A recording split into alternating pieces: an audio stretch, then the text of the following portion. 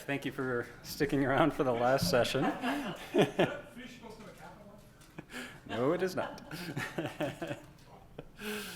I think everyone knows me. I'm Sean McGinnis from Dell EMC. Yay, Mohammed. All right. Wait, go back to the beginning. You missed a lot. You're on the bright side. It's the groom side. It's the dark side and the bright side. No, that's the group side, this is the bright side. All right. So, GoFish is a library to let you interact from a Go language application with both Redfish and Swordfish. Both of them, because I couldn't really just implement Swordfish without all this stuff underneath it. So, yes, Rashad. What's the little, That's the Go language mascot, the gopher. is it supposed to be a gopher? Yeah, it's kind of a little fun guy. And it was done basically open source. It's an open source image, so people have used that and adapted it for all kinds of things. And you'll see, so did I. It's kind of fun. You got to have a good logo or mascot. What? You don't like that? We like it. Could be a beaver, I guess, with the T. You're too picky. Okay, so some of the goals with the GoFish library is to hide some of the internal implementation details of the specs. Although right now I'll say it's really just a very limited, opaque layer on top of the specs and all the objects. So as it is right now, if you are familiar with Redfish or Swordfish, it's all going to seem very familiar.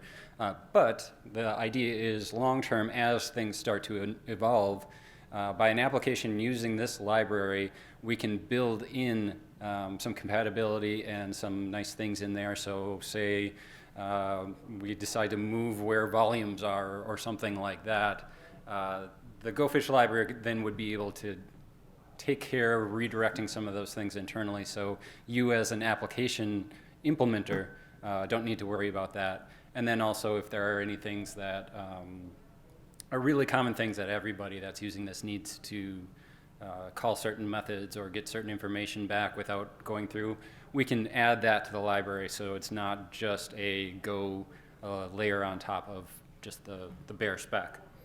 But it is just the basic object model right now.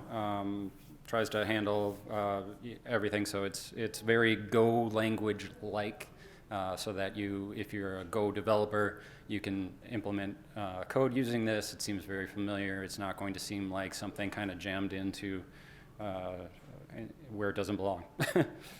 So background information, in case folks here don't know Go. Go is a language that was implemented by Google and released several years ago. I forget exactly, but it's a very statically typed language. It's very fast compared to some other languages, like if you're writing something in C++, if you're writing network applications, there's a lot of kind of overhead of things that you have to do.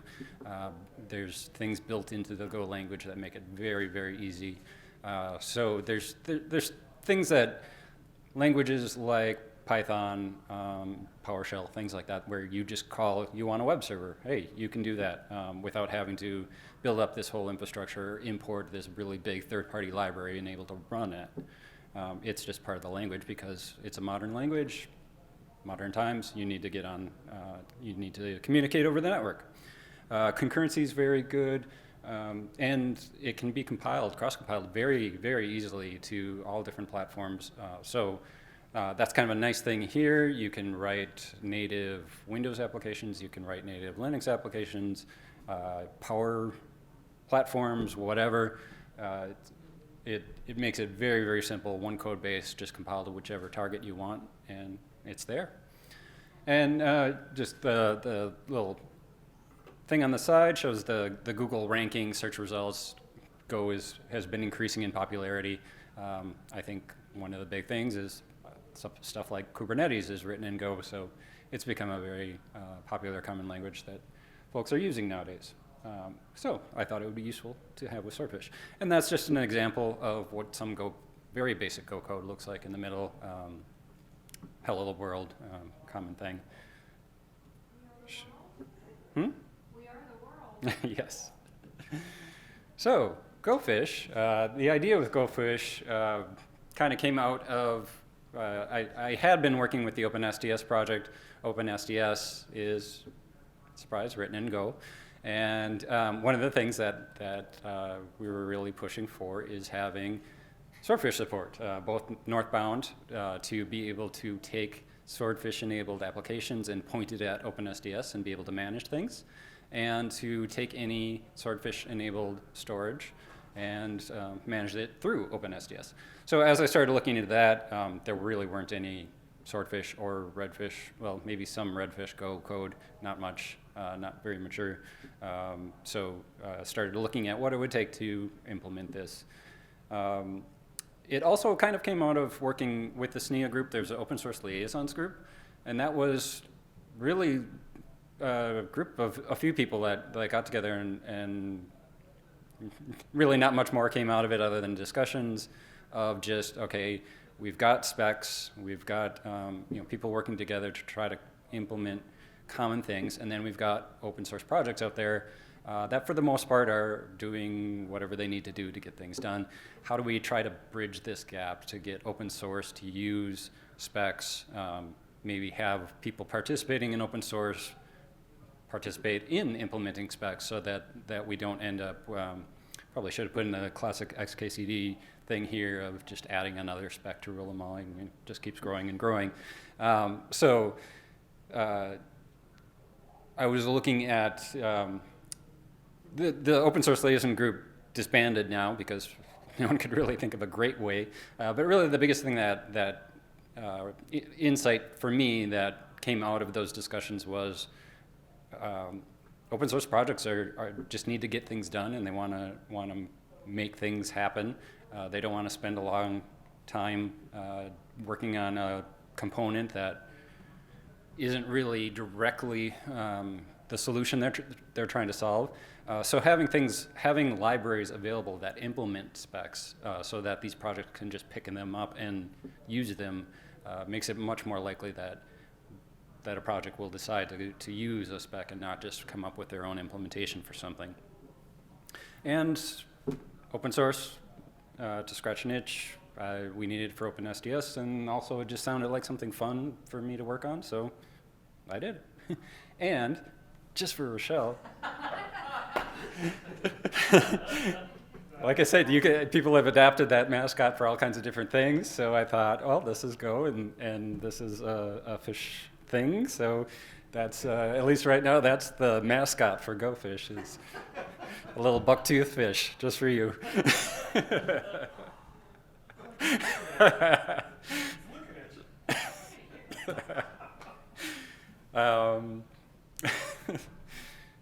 Redfish, I'm sure none of you have heard of this before.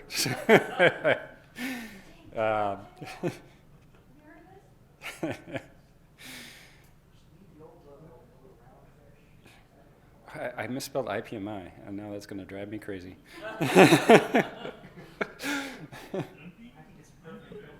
Yeah. Yes. Yeah, I'll just skip over this.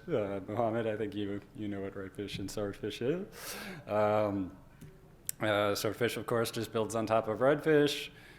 And object model, I was just going to show people that may be new to this that the Redfish object model is, basically the main point here is that they are the kind of the hardware components or the actual compute, thing that you're trying to manage, and then Swordfish adds some storage pieces on top of that. But everyone in the room, at least, should be well aware of that. And I guess if this is being recorded, I'm not sure if we got confirmation on that, but earlier in the day, Rochelle did an introduction to Redfish, and there's a really nice walkthrough of the object models and how they link together and how you can navigate that. So I'll do a little demo.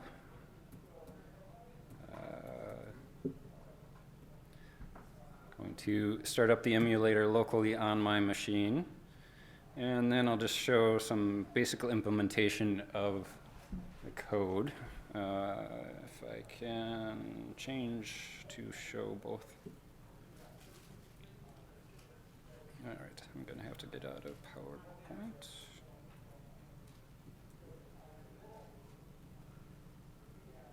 Okay. Hopefully you can see that all right. So I thought for a decent demo, I could show kind of the start of a very basic CLI application that uses this to get information, both Redfish and Swordfish. So to start here is just kind of the framework of what we're doing. This is using this table writer, that's going to be our console CLI output. Depending on what is requested from the CLI, we'll have a header row that gets printed in that table, and then this is basically an array of a string of array of arrays of strings that are the rows of the table, and then we'll get different check on the input and then output that and render that table. So that'll be our CLI. And let's see, I can just show quickly, hopefully quickly, what that looks like. Nothing right now. So there's no output because we're not getting anything. So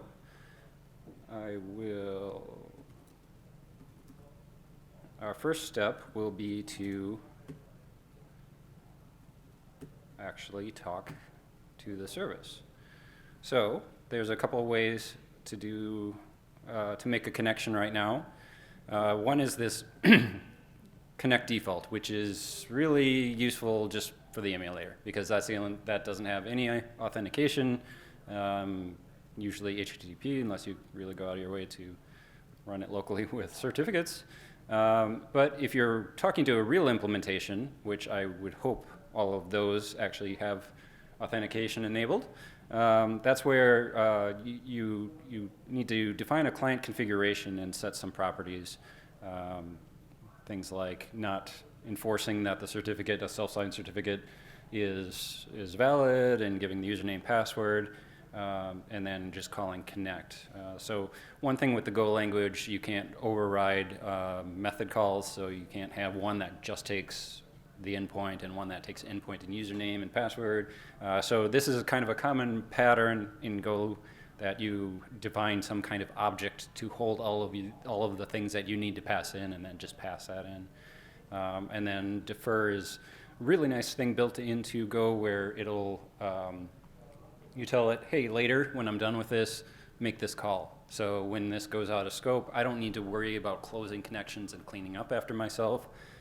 It will just see that I'm done and that this C connection variable has gone out of scope, and before it garbage collects and gets it out of the way, it'll call this logout call, and that'll close, get rid of my session.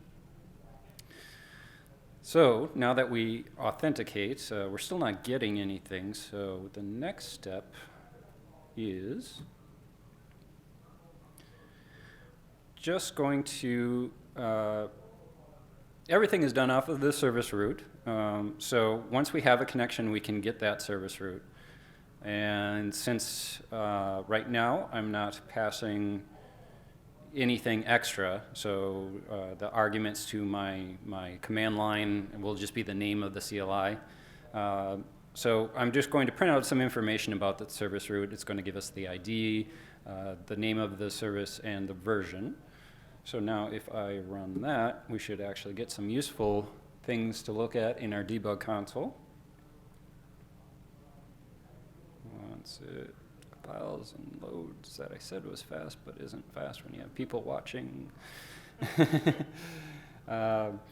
So then, really basic CLI output. Here's the ID of my service and the name of it. Really basic stuff. So that's all the base Redfish thing. Then I have another debug configuration where I will pass in volumes as my one of the command arguments. And to go on to the final step here, where I implement, for now, it's just the default. If my argument is volume, it will go through, it will get all of the storage services that are managed by this implementation. It will loop through every implementation there, get the storage service, and from that storage service, get all of the volumes. And then loop through the volumes and build up that data that I said is really just an array of strings, which is each row of our output, and get the volume ID, the volume name, get the size, some useful stuff. So if I run that, you can see in the emulator that you can see all the calls as it gets that information. And we go back over here, take a look at our output, and you can see that it went through all the default things that are loaded when you just pull that down and run it, the ID of the volume, the name, the size, all that good information. So that's pretty much it. It makes it, you just end up with these volume objects, and the volume objects have properties that you just access whatever you need. Makes it pretty straightforward. If you want to take a look through and see what you can actually get out of there, everything right now is on McGinnis/GoFish on GitHub. And that has, the ones of interest here are the common directory, it's where there's some common things that are useful, kind of shared between the implementation details. Redfish contains all of the Redfish objects, and Swordfish, surprise, contains all the Swordfish objects. And the README on here, there's the fish for you again, has the basic information, how to get going, kind of close to what I just went through, just a quick example to get you started on how to interact with these. In this case, just getting chassis information and printing that out. There's also an example directory here. Oh, if I was online, there's an example directory that has a couple of scripts there that also really basic things, just to give you an idea of how to get started. But because everything is off of that service route, you get the service route, you can kind of navigate from there. So it's mostly or mostly obvious, I think, I hope, to do that. And then also the CLI start is also on my GitHub repo under gofish-demo. There's a different branch there, so as I went through each step here too, you can switch branches and see all the great implementation each step of the way. Everything right now for the code is implemented on that GitHub repo. It's open source, so any contributions are welcome. If anyone here hasn't used GitHub, highly doubt that. Clone it, check it out, give it a name, make some changes, push it up to your account, and then you can create a pull request from your fork of the repo back to the origin source. I've actually had some contributors to this project. Giuliano from Booking.com. I don't think it's a Booking.com official project, but at least him and a coworker there I know are working on something called BMC Toolbox and BMC Lib that I think they're using for managing their data center resources. So one of the things there, they had been doing IPMI and some other things. They are now using the Redfish portion of this. I don't believe they're doing anything with Swordfish, but they're using that to be able to extract information out from their environment. Mike Pittelko from Cray, also I don't think that's anything that Cray is officially doing, but Mike saw some things here, was interested, saw a couple things that he wanted to change, submitted a pull request, and we got those added in there as well. So really anything, any contributions, if there's anything that you would... So Craig's might actually be, because they're working on internal implementation. Oh, okay. They expect to be doing an external implementation, but they're working on an internal class of service implementation using the Swordfish stack. And it would actually be Swordfish. Yes. It's great. Good. Yeah, I've had a couple questions on the Redfish portions of it. Be great to see someone start using the Swordfish pieces and make sure that it actually works. if you do play around with it and notice anything that's not quite right, again, I can't show it, but on that GitHub repo, just file an issue, and if it's just a question or misunderstanding that something's not documented well, I can get that updated or at least just answer. Or if it's a bug, I can look at fixing that, and of course, any pull requests to fix bugs that are found are also very welcome. So try it out, report those issues. And I guess if it's useful for you, let other people know, and the more people we get using this and finding issues, fixing things, contributing, the better it's going to be. And at least right now, I found a few Go language things that could be useful for Redfish. I really didn't see anything for Swordfish, so I'm hoping this could be something that can end up being very useful for both needs. Everything is on GitHub under McGinnis, and more information for all of you that don't know much about Redfish, you can go to redfish.dmtf.org or SNIA Swordfish. Just threw some links in there. I probably should have added a bit more in there. Also wanted to add contacting me. I think everyone here probably can get my contact information, but I'm not hard to find out there. Either email Sean.McGinnis, either at Dell or Gmail, and I'm St McGinnis on Freenode, IRC, or this BMC Toolbox project actually has a Slack channel that, since they were using it and had some questions, I've been hanging out on there. So that could end up being a good place to collaborate for now if someone didn't feel comfortable filing an issue for something but wanted to chat about anything that that has to do with this library. So, yes? So Sean, Go has a bit of a non-intuitive way to kind of do the JSON objects, because you have to kind of do all of this. So are you putting in the JSON objects for all of the Swordfish, Redfish, and those directories that you showed? Yes. Okay. Yeah. That's the mapping. Okay. Yeah. So there's some, things like Python make it really, really easy to do JSON, but Go isn't as flexible. So actually, that's a good point. I was going to raise that. So implementing this, I did write some scripts just to be able to take the schema and then generate for most of the Go code. So that was all pretty easy, and then just a little bit cleanup afterwards. I do have all of the Git operations and actions implemented, but I don't have any really the creation or the patch calls to update things. And the thing that I didn't implement with actions and properties is the OEM pieces of that, because that can be somewhat flexible.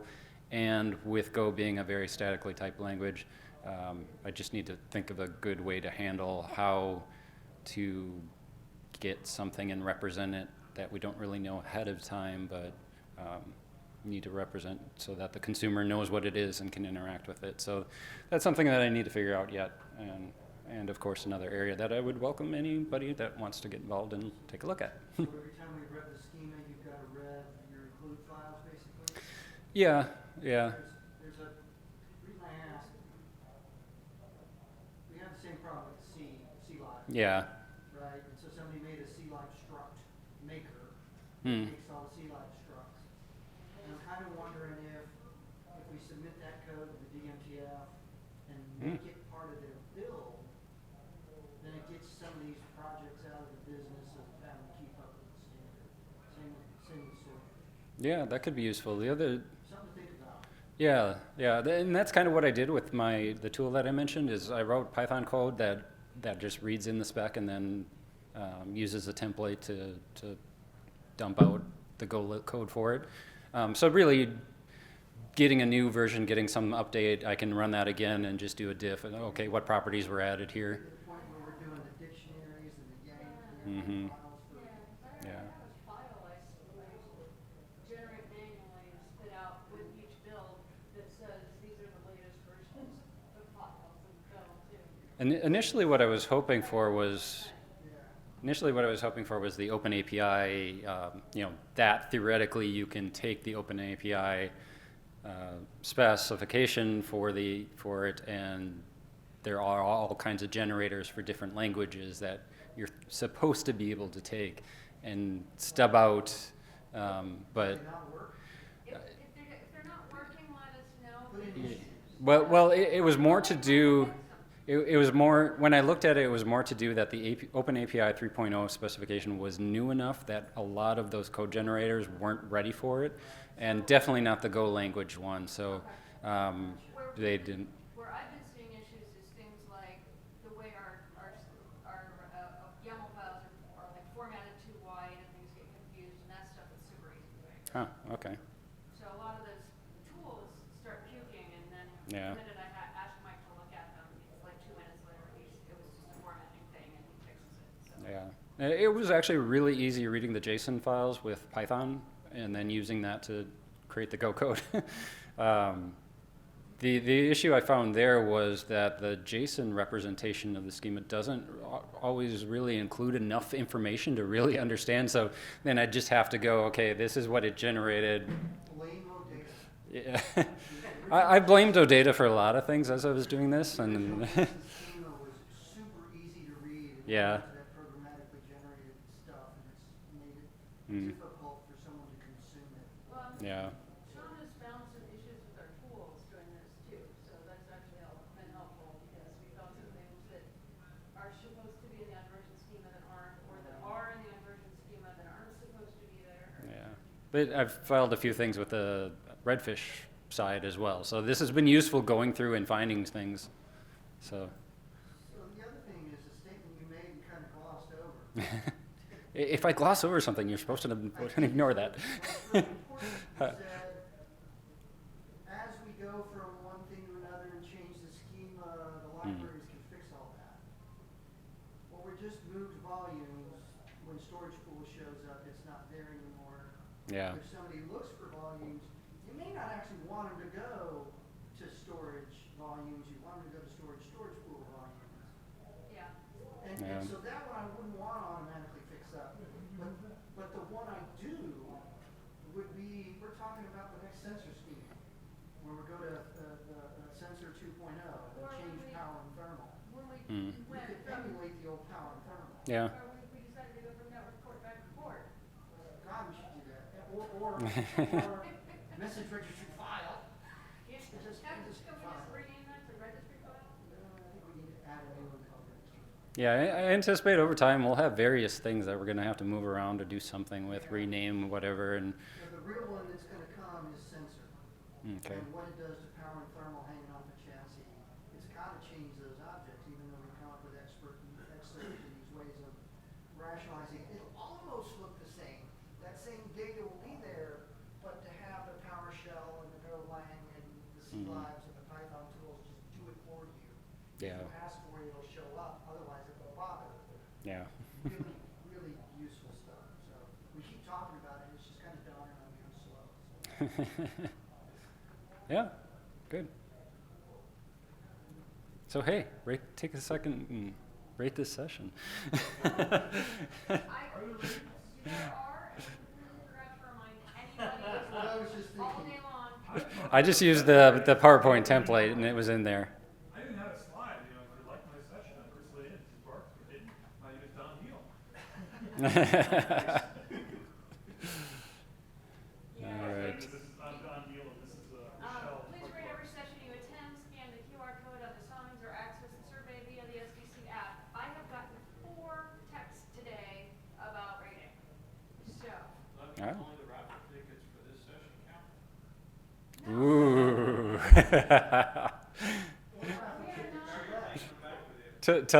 Yeah, dump out the bowl. yes. All right. Well, you all know where to find me. Let me know if there's any questions later. All right. Good session. Thank you. Yeah, really.